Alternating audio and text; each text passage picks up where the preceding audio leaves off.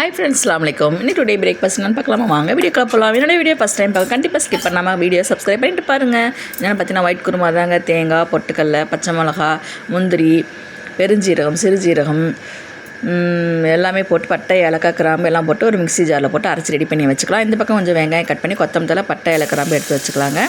ஒரு குக்கர் வச்சாச்சு. கொஞ்சம் பச்சை பட்டாணி நைட்டு ஊற வச்சுருந்தாங்க. அந்த பச்சை பட்டாணியுமே எடுத்து நம்ம ரெடி பண்ணி வச்சுக்கலாம். குக்கர் வச்சு கொஞ்சம் தேங்காய் எண்ணெய் ஊற்றி பட்டை, ஏலக்காய், கிராம்பு, வெங்காயம் போட்டு நல்லா வதக்கிடலாம்.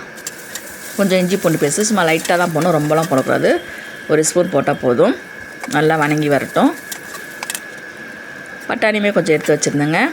நேற்று ஈவினிங் டைம் ஸ்நாக்ஸ் சாப்பிட்லான்னு சொல்லி ஸ்நாக்ஸ் சாப்பிட்டு மீதி பட்டாணி தாங்க அது. 2 உருளைக்கிழங்கு போட்டு திடீர்னு ஐடியா தோடிச்சுங்க. ஸோ இது மாதிரி செஞ்சு பார்ப்போன்னு சொல்லிவிட்டு சப்பாத்திக்கு நல்லாவே இருக்கும். ஹோட்டல் குருமா மாதிரி. நானும் ஃபஸ்ட் டைம் தாங்க ட்ரை பண்ணியிருந்தேன். சூப்பராகவே இருந்துச்சுங்க. பார்க்கும்போதே உங்களுக்கு தெரியும் எப்படி இருக்குன்னு சொல்லிவிட்டு நல்லா குக்கரை போட்டு 2-3 விசில் போட்டு மூடியாச்சு.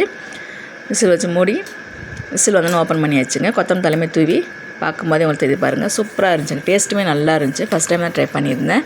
நீங்களும் இதே மாதிரி ட்ரை பண்ணி பாருங்கள். இந்த குருமா வந்து சப்பாத்திக்கு, பரோட்டாக்கு, இடியாப்பத்துக்கெலாம் சூப்பராகவே இருக்கும். தோசை இட்லியை விட இந்த மாதிரி சப்பாத்தி, பரோட்டா, குருமா நல்லாயிருக்கும். இடியாப்பத்துக்கும் சூப்பராகவே இருக்குங்க. இந்த பக்கம் பார்த்தீங்கன்னா சப்பாத்தி போய் போட்டுடலாம்.